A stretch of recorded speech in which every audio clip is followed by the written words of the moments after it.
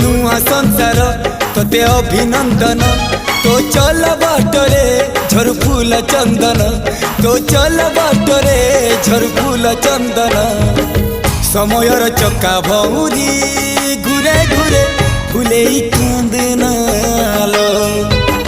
चढ़ीबु तू फूल सवारी धीरे धीरे फूले कांदनालो बाहादर सुख परा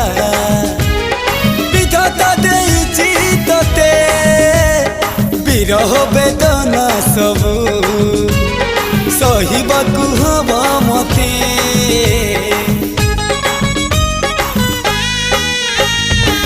सिंथी तो रहेला सिंदूरी